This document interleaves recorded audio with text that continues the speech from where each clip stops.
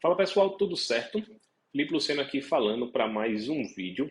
E hoje eu vou falar sobre priorização de incidentes no Gira.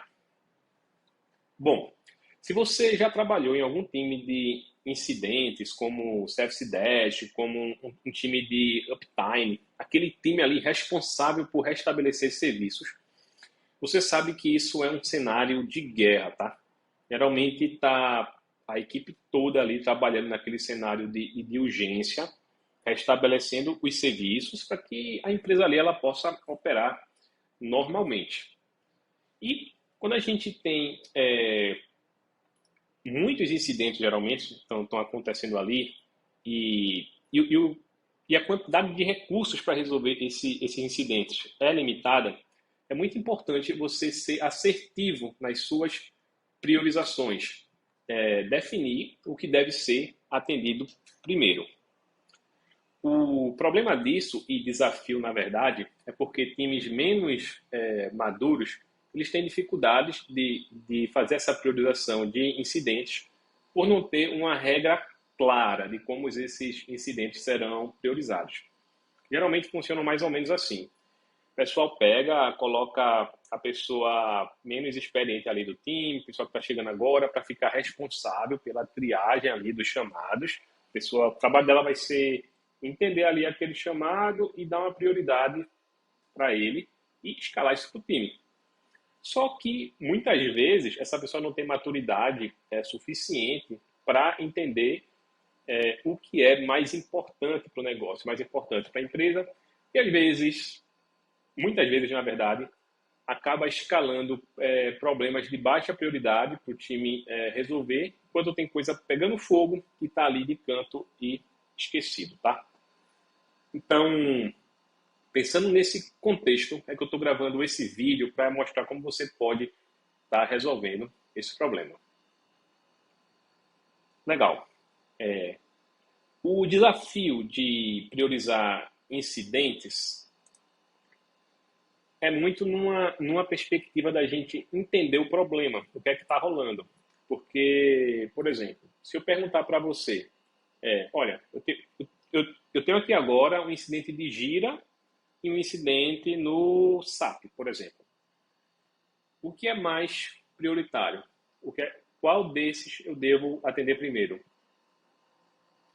A resposta é depende.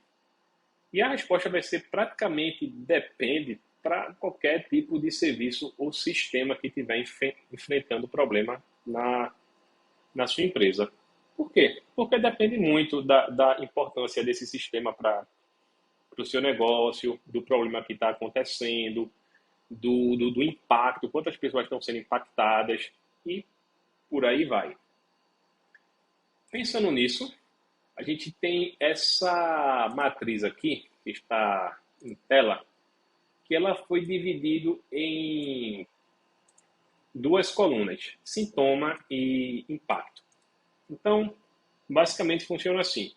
Eu tenho um problema aqui no meu serviço e o sintoma é indisponibilidade, mas é uma indisponibilidade parcial. Está acontecendo somente para parte ali dos usuários, uma parte significativa. Então, esse item é um item P3, de prioridade 3. Se fosse total, seria um P2. Bom, um ponto importante aqui dessa matriz também é porque seria injusto a gente, por exemplo, comparar dois serviços dentro de uma mesma matriz. Talvez isso aqui não se aplique para o Gira e para o SAP, tá? Dentro de uma mesma organização. Então, o que é que a gente fez aqui? A gente dividiu essa matriz por score. Então, a gente tem serviços de score 1, 2 e 3. Se você perceber aqui, essas prioridades elas vão mudando. Por exemplo, um problema de inconsistência de dados num serviço de score 3 é a prioridade P6, mas no serviço de score 1 é prioridade P4, pela importância que esses serviços têm para o negócio. Beleza? Então, essa é a regra aqui dessa matriz. E agora eu vou colocar isso dentro do Gira e mostrar para você como é que isso funciona, como é que você pode fazer isso no seu ambiente. Bom, eu tenho aqui o portal Gira, deixa eu diminuir minha foto aqui. Tenho aqui esse portal aqui de incidentes. Eu vou aqui reportar um incidente agora. Posso selecionar aqui o serviço em que o problema está acontecendo. Digamos aqui que é o SAP. E aqui eu tenho o sintoma. Deixa eu ver se consigo aplicar uma tradução aqui nessa página, porque a gente vê o sintoma igual ao documento. Temos aqui, ó, consistência de dados, lentidão, intermitência e indisponibilidade.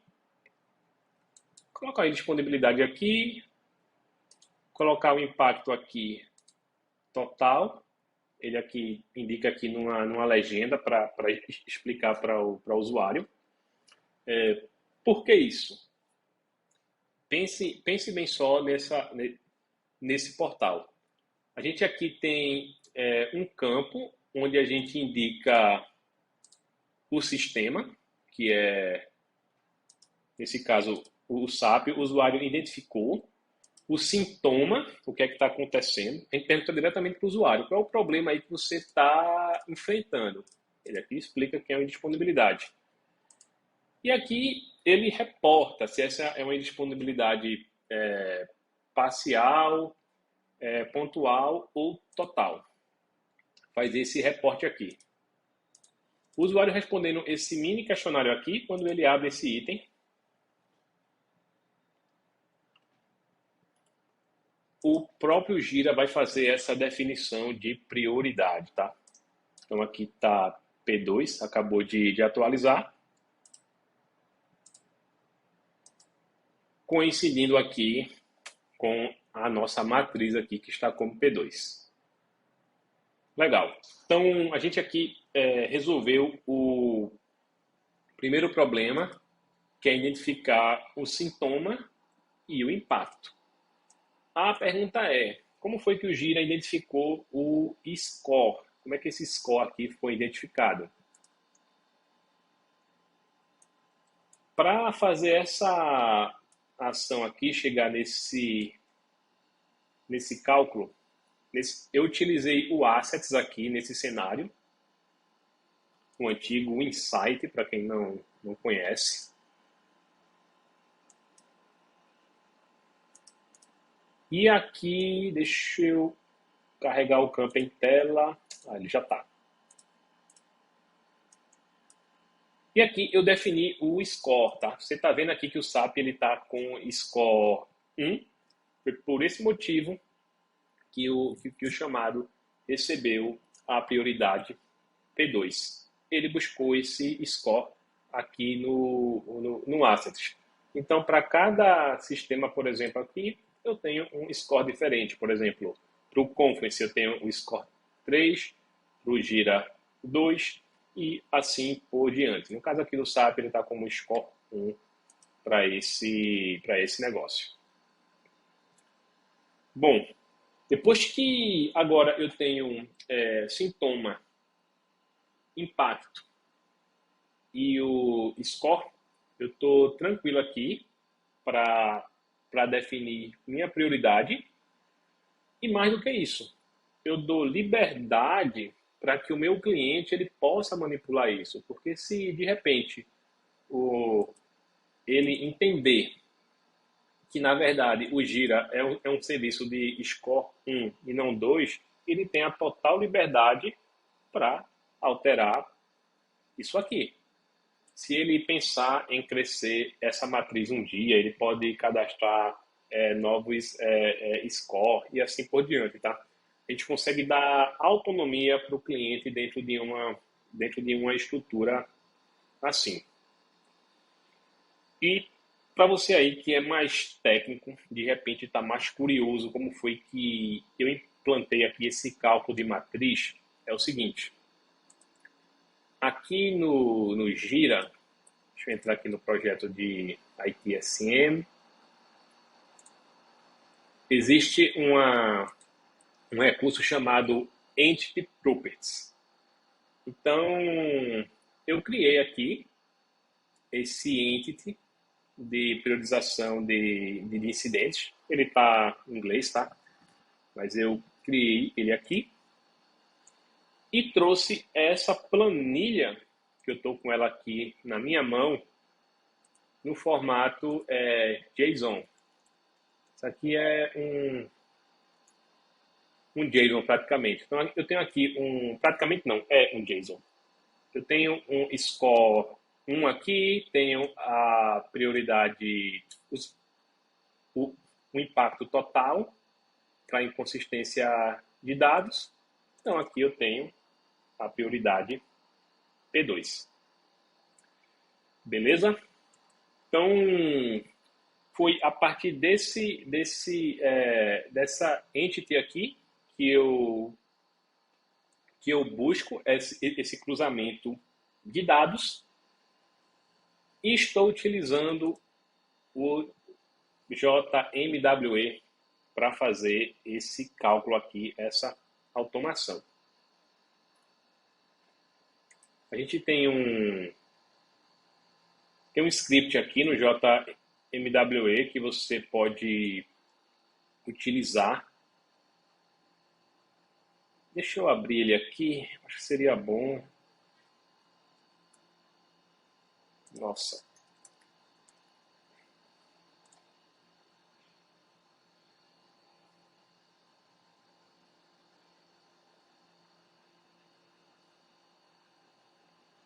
Priority aqui, obter prioridade do incidente. Então, basicamente, eu criei esse script aí. Se você não conhece o JMWE, super recomendo. É um app sensacional para você construir seus scripts. E eu fiz aqui a definição dessa matriz. Configurei para ele ler o meu Entity Property e passei os valores ali de cada campo envolvido nesse cálculo. Beleza? Essa é uma estratégia que eu gosto bastante de utilizar. Eu gosto muito de construir projetos, dando liberdade para meu usuário me ajudar nessa manutenção, para que não fique todo o trabalho para mim também. Porque, por exemplo, se o dono aqui desse projeto decide que essa prioridade deve ser P3, não mais P2, ele pode simplesmente substituir isso aqui e a matriz vai estar funcionando corretamente, a gente não vai ter problemas, tá? Então você consegue dar essa autonomia também para seu cliente. Gente, o vídeo está ficando aqui longo. Eu gostaria muito de ouvir os comentários aqui de vocês a respeito disso, o que vocês acham dessa forma de matriz de prioridades. Se você faria alguma coisa diferente, eu gosto muito também de escutar pontos de vista diferentes. Já vi pessoas que configuraram isso no Automation for Jira também. Então, seja Automation for Jira ou Script Runner, o caminho que você tomar é indiferente. O importante é sempre você estar pensando na escalabilidade da solução. Beleza? Então, é isso. Fico por aqui e te vejo no próximo vídeo. Valeu!